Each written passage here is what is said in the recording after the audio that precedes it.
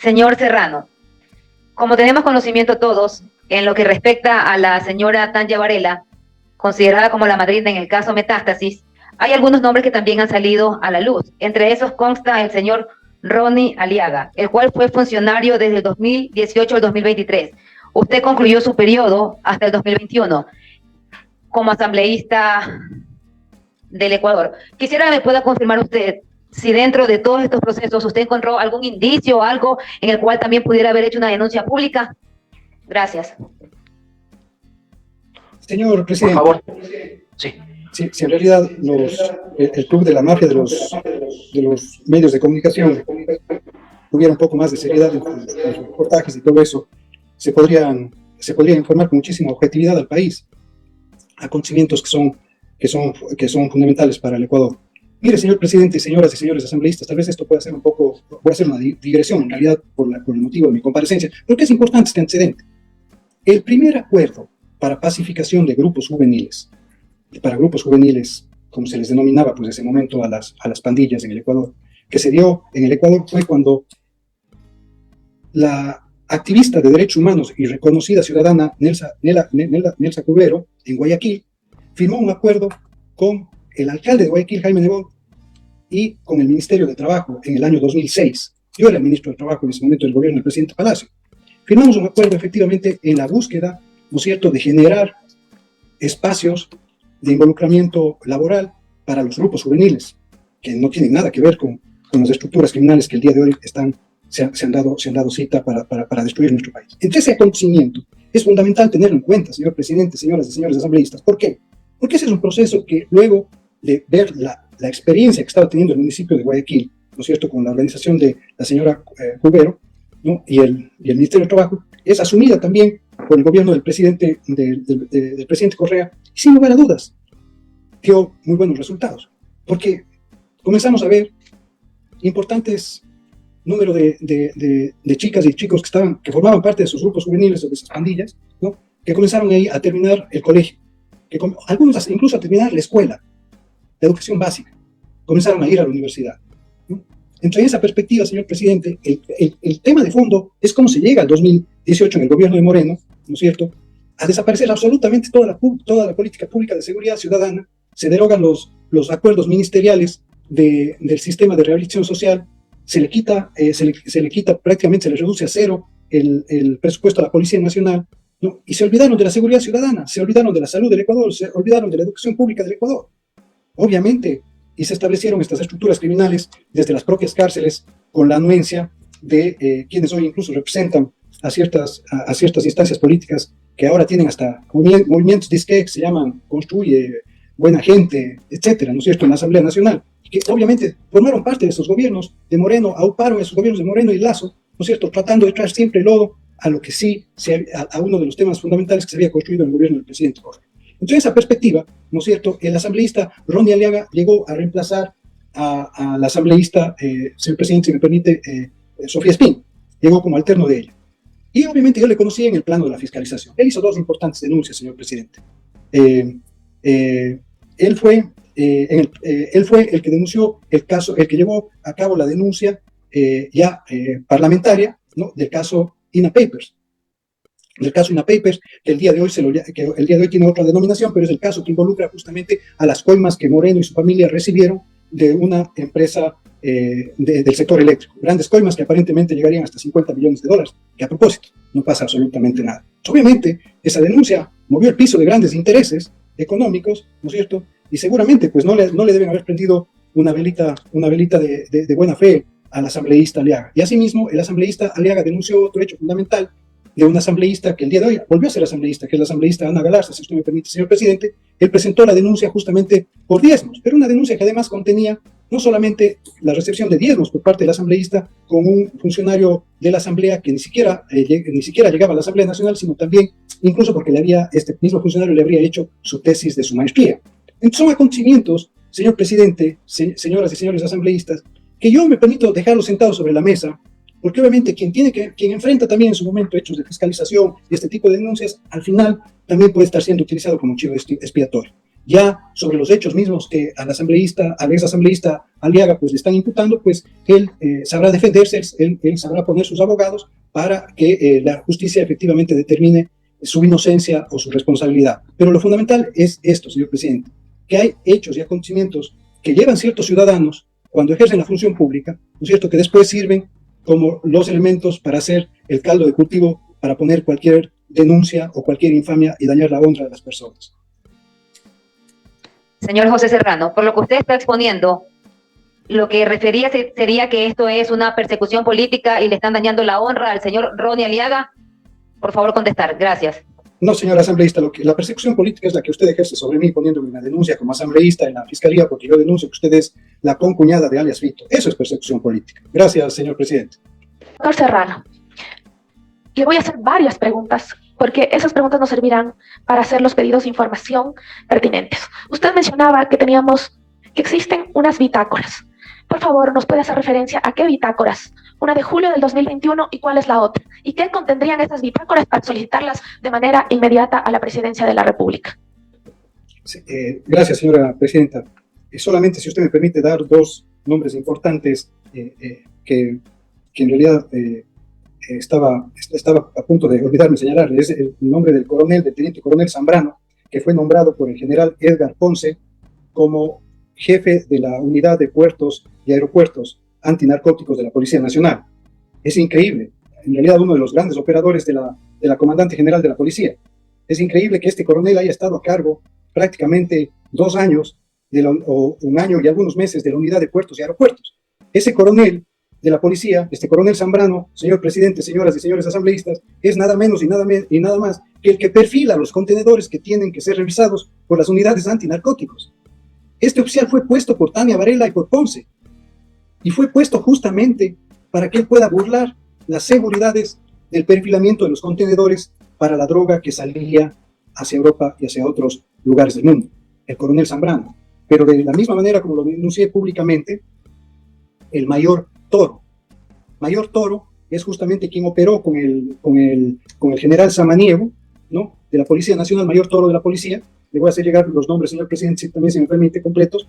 Fue el que operó las visitas conyugales, entre comillas, y secretas, sin registrarse en el retén de la Policía Nacional de la esposa de alias Fito.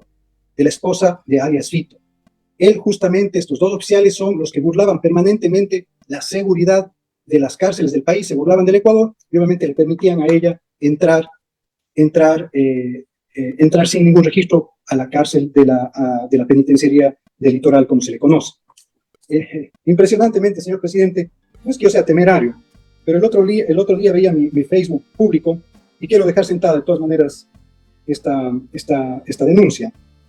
En mi Facebook público recibí un mensaje del mayor Toro, quien, entre comillas, amablemente me decía que no me haga eco del parte que ha hecho un cabo de la policía, porque ese cabo de la policía es un corrupto y una serie de cosas más, que le estoy haciendo daño a su familia y que me sugería que ya no diga nada más.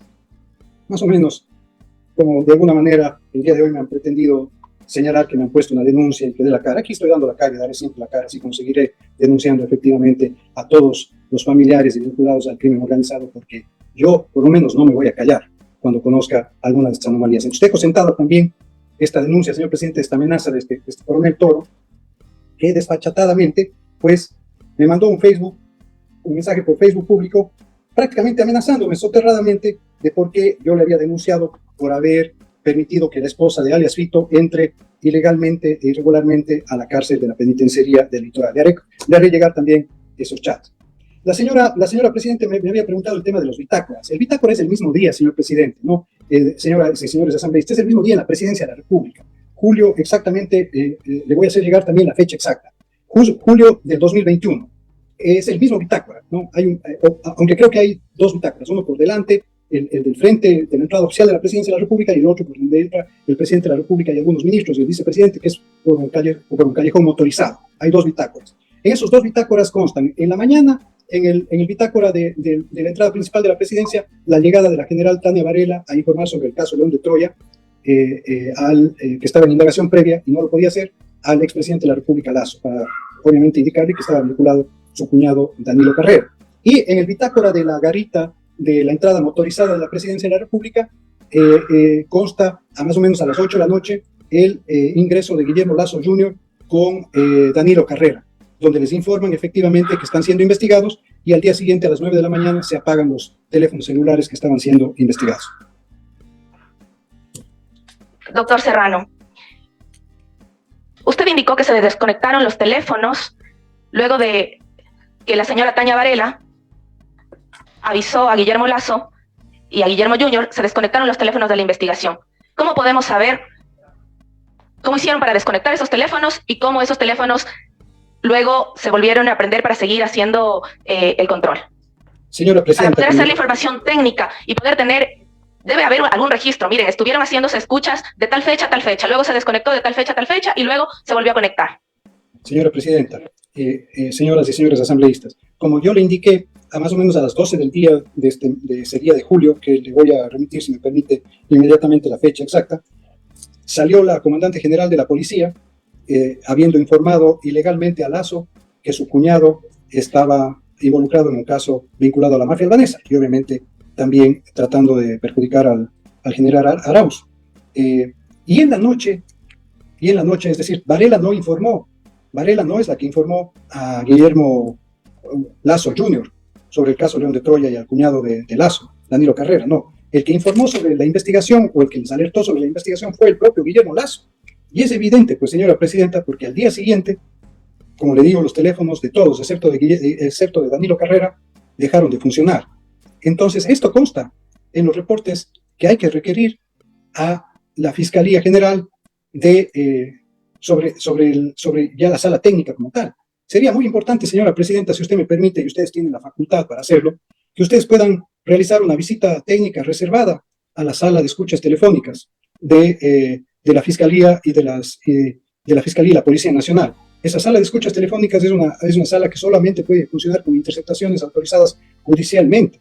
Entonces, ustedes, con las facultades que le otorga la Constitución, pueden acudir, obviamente pueden hacer una inspección, y yo creo que ahí sería fundamental hacer los requerimientos respectivos a la ministra de Gobierno y al comandante general de la policía para que ustedes puedan constatar directamente ahí la razón y la verdad de los dichos que estoy señalando en este momento. Que los teléfonos, después de la reunión que tuvo Guillermo Lasso con su hijo Guillermo Lasso Jr. y con su cuñado Danilo Carrera, se apagaron los teléfonos. Y obviamente en ese mismo proceso se va a poder verificar cuándo se volvió a retomar la investigación o cuando se volvió a retomar la escucha de los teléfonos, obviamente cuando las fuentes de los policías entregaron los nuevos teléfonos, que eso prácticamente fue después de un mes. Entonces, si me permite nada más, tal vez más que un requerimiento de información, señora Presidenta, tal vez acudir y hacer esa inspección ocular pues, reservada, pues creo que sería muy provechoso para ustedes como miembros de la comisión.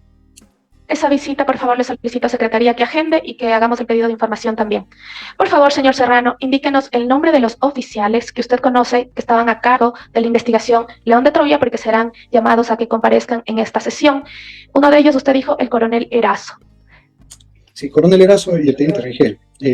Obviamente, señora Presidenta, si usted me permite, sería importante ofrecerles todas las garantías de protección, ¿no es cierto? Y obviamente usted tomará la decisión pues, a su buen criterio, si es que efectivamente la información que ellos deban entregarle pues debe ser pública o debe ser reservada, pero creo que es muy importante justamente la comparecencia de los dos oficiales, ¿no es cierto?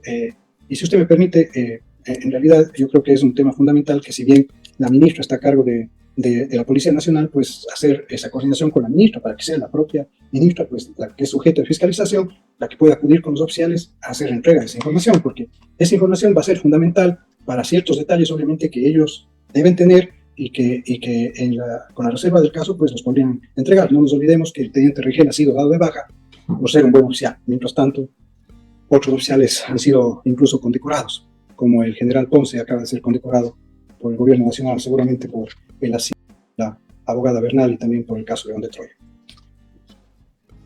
Doctor Serrano, ¿cuál era el vínculo exacto que usted conoce de Rubén Cherres con la mafia albanesa? ¿Qué hacía él? Porque aquí estuvo el general Pablo Rodríguez y él indicó que dentro de unas transcripciones él tenía que coordinar algunos envíos de drogas, de contarnos, y además si es que usted conoce que él había apoyado a algún candidato presidencial y había puesto económicamente en la campaña. Señora Presidenta, en los progresivos, señoras y señores asambleístas, en los progresivos del caso León de Troya, en los progresivos del caso León de Troya, usted se puede percatar, y que están en instrucción fiscal, por eso obviamente los puedo comentar, usted se puede percatar de varios progresivos que son fundamentales. Entonces, por ejemplo, progresivos que no se hicieron públicos en la denuncia del medio digital Aposta en enero del 2023. Por ejemplo, el progresivo cuando Rubén Cherres habla con Peter Gretzel, el empresario Peter Gretzel, a quien lo denominan Gran Commander, y quien operaba con alias Fito, con alias Junior, que en ese momento todavía estaba con vida, y con otras estructuras criminales desde la cárcel, para obtener información y coordinar con ellos envíos hacia Europa. Y tanto es así que le dice a Rubén Cherres, Peter Gretzel le dice a Rubén Cherres, ¿cuándo nos vamos, si me permite, señora Presidenta, estoy quedando sin batería, ¿cuándo nos vamos a Dubái a ver al gran jefe? Eso está en los progresivos, a ver justamente a Gilcan, al capo de la mafia albanesa, que fue liberado también en el gobierno de Guillermo Lasso. Ese es el un progresivo. Peter Gretzel, señora Presidenta, es nada más que el empresario familiar, su hijo en realidad, socio de las empresas de representación de futbolistas. Recuerde, señora Presidenta, que el embajador de Estados Unidos, seguramente todos nos molestamos por esa declaración de embajador, pero una denuncia que tiene mucha verdad. Peter Gretzel y sus familiares son socios en la representación de empresas de fútbol del ex canciller de Guillermo Lasso, Juan Carlos Holguín. Del ex canciller de Guillermo Lasso, Juan Carlos Holguín. Da la casualidad que cuando salta el caso León de Troya en enero del 2023, señora Presidenta, señoras y señores asambleístas, el señor Juan Carlos Holguín, socio del hijo de Peter Gretzel, liquida todas las compañías de representación de futbolistas, excepto una, pero liquida todas las compañías, todas las sociedades limitadas y anónimas de representación de futbolistas, ¿no? Y se queda solo con una. Y esa empresa, señora Presidenta, resulta ser que desaparece el nombre de Juan Carlos Holguín.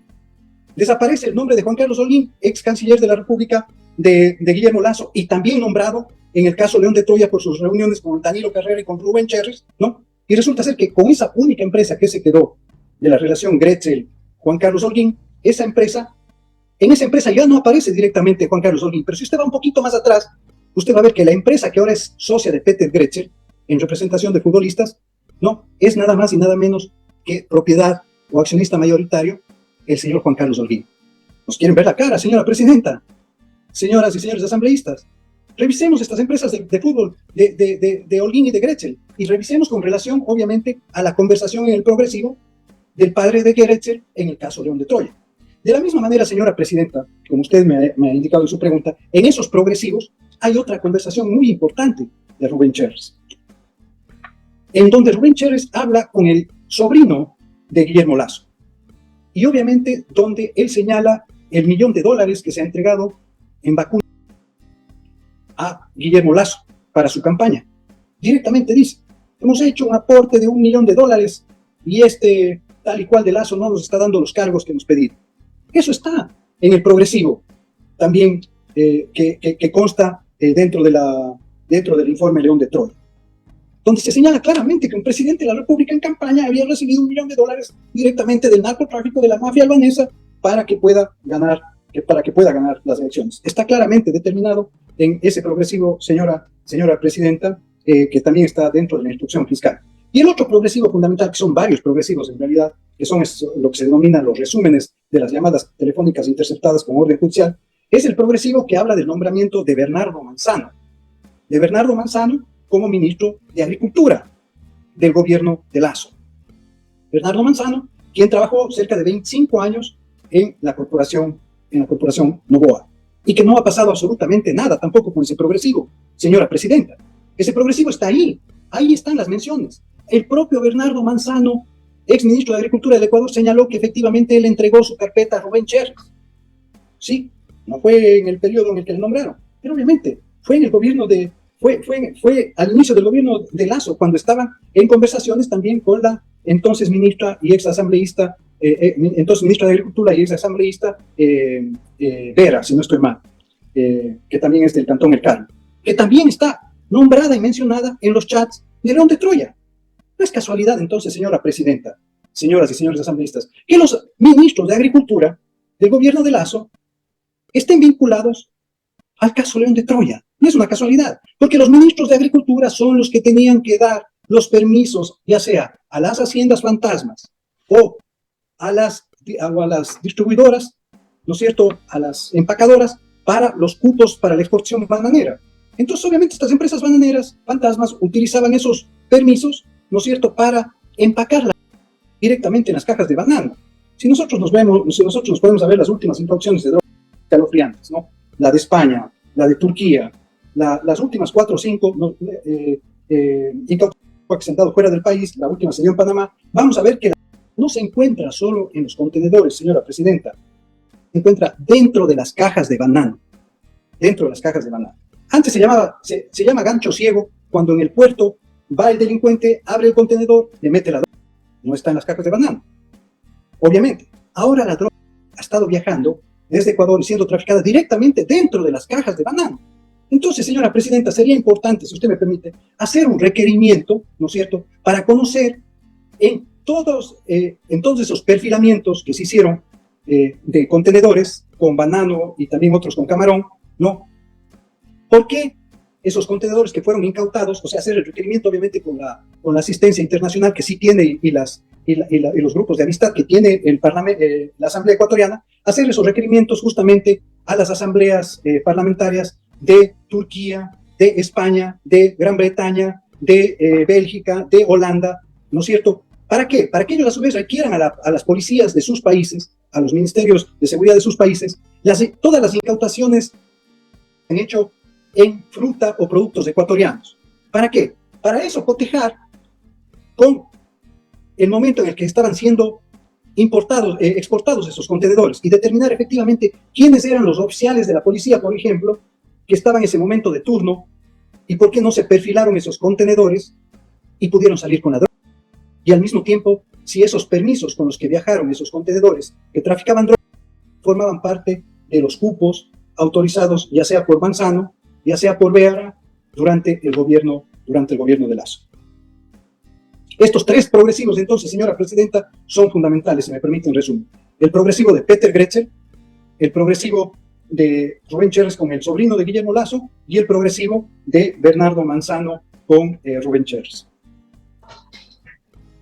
Doctor Serrano, usted igualmente informó sobre el requerimiento de migración que se podría hacer, sobre las veces que determinadas personas han viajado a Dubái. ¿Quiénes serían esas personas para hacer ese requerimiento?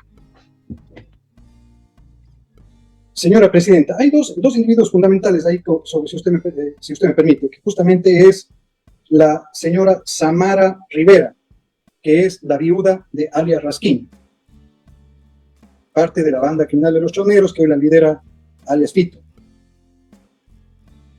Samara Rivera.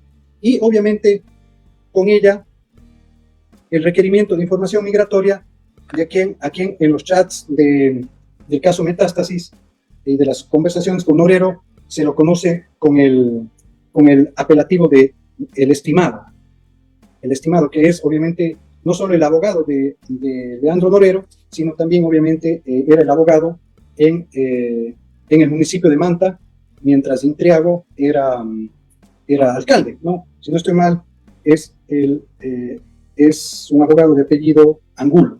Pero eso es fácil identificarlo, si bien no es el Angulo que está vinculado a la Fernando Villavicencio, habría que determinarse algún nivel de parentesco, entre paréntesis, señora presidenta, pero es justamente el Angulo que está vinculado al caso Metástasis. Entonces, ¿por qué Angulo y Samara Rivera tienen esos viajes en conjunto hacia Holanda y hacia Dubái? Y obviamente determinar que efectivamente lo que yo le estoy diciendo, señora presidenta, si me permite nada más, esto es bien delicado y seguramente así como algunas asambleístas pues me pueden poner una denuncia, así también estos criminales seguramente me pondrán precio a mi cabeza con la información que pueda salir de esta comparecencia. Doctor Serrano, se han realizado algunos videos en redes sociales, se han viralizado, que usted fue la persona que promovió a la señora Tania Varela, que usted ha sido la persona que le ha dado el respaldo político a la señora Tania Varela. Más bien quisiera conocer si es que esto es así, caso contrario, quién la promovió como comandante general, quién la mantuvo como comandante general y para qué ella quería ser comandante general de la policía. Señora Presidenta, yo tuve la oportunidad de conocer a la mayor Varela cuando fui secretario de Transparencia del gobierno del presidente Correa. Hicimos una importante investigación y desarticulamos una estructura criminal que traficaba con las visas a los ciudadanos cubanos. Es decir, sacaban las visas y obviamente les conseguían una pareja, un cónyuge o una cónyuge falsa, y obviamente hacían inscripción y les inscribían esos matrimonios, y de esa manera obviamente hacían requerimiento a más invitaciones de ciudadanos cubanos y los traían al Ecuador. Entonces, hicimos una desarticulación bien importante en el año 2010 sobre esta estructura criminal. Ahí justamente pude conocer, en realidad tuve referencias de la mayor Varela, quien ya estaba en migración. Siempre se presentó como un oficial que actuaba en el marco de la ley, pero en nuestro gobierno y en nuestro periodo, la señora Varela ascendió hasta el grado de coronel, ¿no?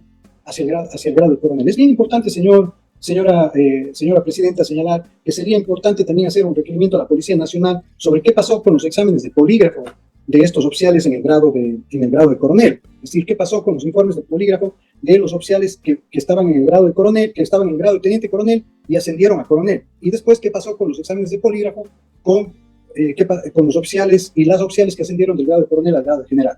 Vale la pena señalar, señora Presidenta, que ese fue uno de los requisitos que establecimos como requisitos fundamentales también para el ascenso de los oficiales. Una prueba de polígrafo, una prueba de confianza, las pruebas económicas, las pruebas toxicológicas y el polígrafo como tal. Entonces, sería importante, señora Presidenta, como le digo, ella ascendió hasta coronel. Ya en el gobierno de Moreno, ella fue ascendida al grado de general y fue promovida a comandante general de la policía por la ex ministra Romo, justamente involucrada en el caso del reparto de hospitales, caso que tampoco se conoce ningún avance en la investigación por parte de la justicia. Entonces, nuestra responsabilidad en la gestión que realizaba una coronel, en realidad, y conjuntamente con 40 coroneles más, y era la general Tania Varela, pues llegó hasta ese grado. Ya en los grados de generales de la señora Valera, pues nosotros ya no tuvimos ninguna capacidad de decisión. Y obviamente, tanto es así que una cosa que yo siempre critiqué, que a mí me parecía un absurdo, pero total, es que la propia general Varela haya estado involucrada en el nombramiento de general de su esposo. O sea, si eso no es un hecho gris y de corrupción, bueno, por lo menos que sea un hecho antiético. ¿Cómo efectivamente la propia comandante general de la policía se lavó las manos y no asistió al ascenso de su esposo? Seguramente porque ya habían dado el informe León de Troya a Guillermo Lasso, y Guillermo Lasso le estaba debiendo el favor por haberle avisado que su cuñado estaba involucrado en el caso León de Troya. Doctor Serrano.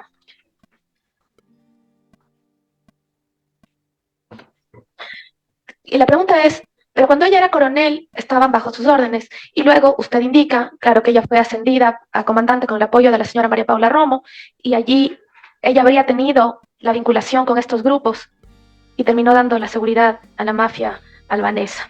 Sin embargo, también quería consultarle sobre el general Noguera, justo que usted acaba de hacer mención.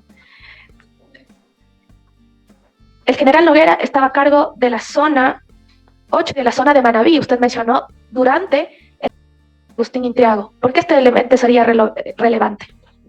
Señora Presidenta, nuevamente, si nosotros comenzamos a hurgar como ciudadanos y la Asamblea comienza a investigar más a profundidad, ¿por qué Noguera estaba en Manabí?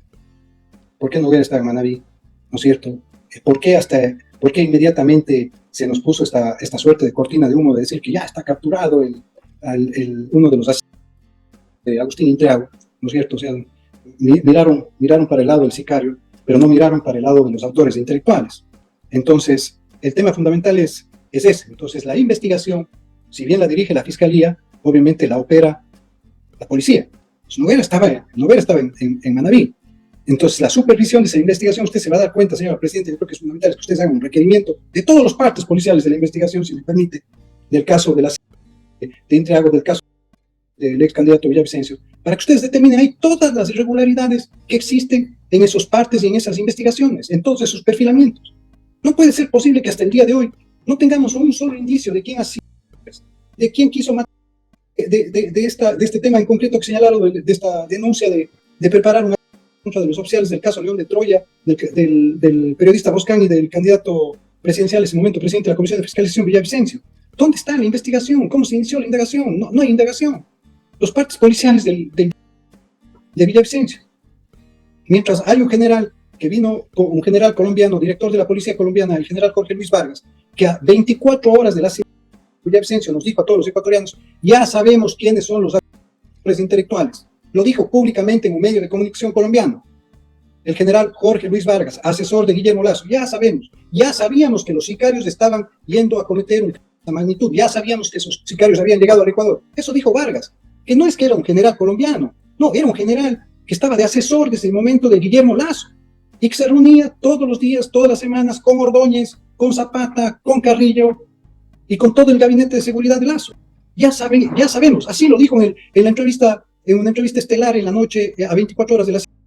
Ya sabemos quiénes son los autores intelectuales de Villavicencio, uno. Y dos, ya a estos sicarios ya les estábamos dando seguimiento desde hace mucho porque sabíamos que iban a cometer un crimen.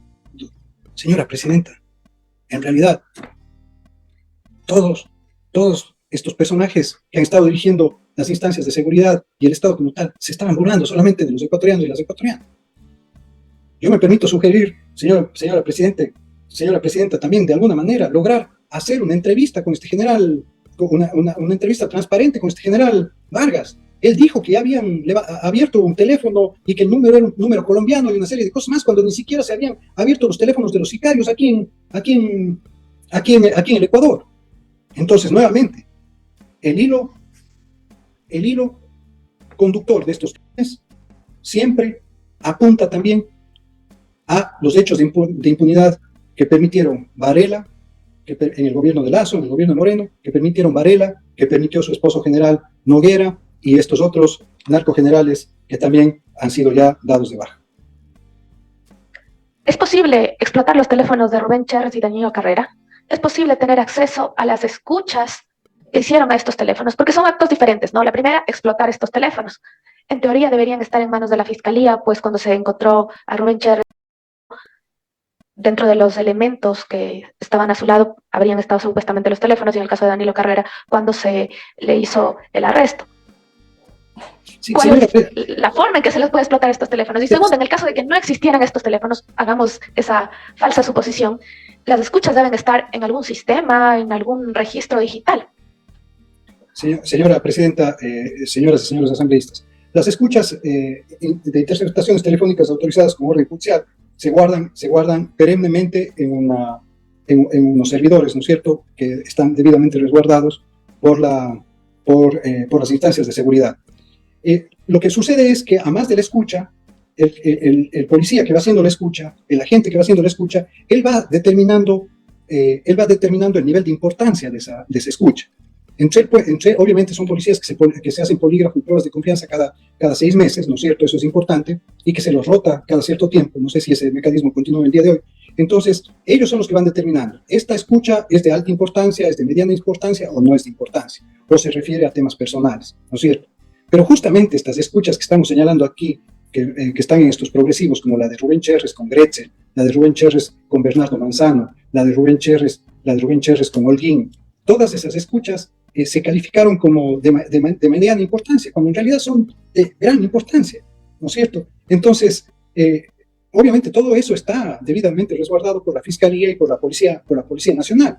Esas escuchas están ahí, es decir, eso tomaría muchísimo tiempo hacer un nuevo peritaje, pero si es que eso es necesario hacerlo para descubrir una verdad que el país la está pidiendo y aclamando, y determinar quiénes son los autores intelectuales de Intriago, de Cherres y de otros ciudadanos, y por qué, obviamente, eso sería fundamental.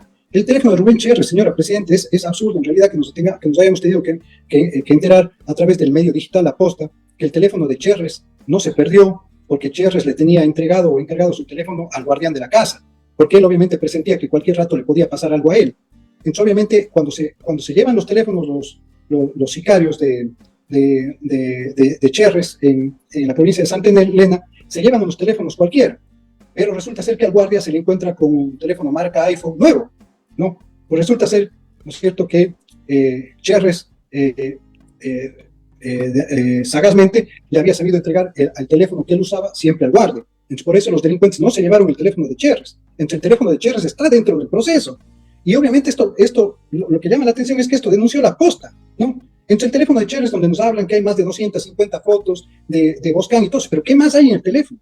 O sea, ¿cómo ya el periodista tuvo acceso al contenido de ese teléfono, señora presidenta? Y obviamente la asamblea y las comisiones, en este caso la comisión que usted preside, todavía no ha tenido acceso a tener información de ese teléfono. Yo creo que ese teléfono debe arrojar importantísima información. Y si usted me permite, señora presidenta, y ese teléfono ya está explotado, y si usted me permite, señora presidenta, también un teléfono que es importante que se haga la explotación es el teléfono ex asambleísta y candidato a la presidencia, Fernando Villavicencio. La Fiscalía tiene la potestad, así como lo hace en las llamadas telefónicas interceptadas, de determinar qué información se puede hacer pública y qué información no se debe hacer pública.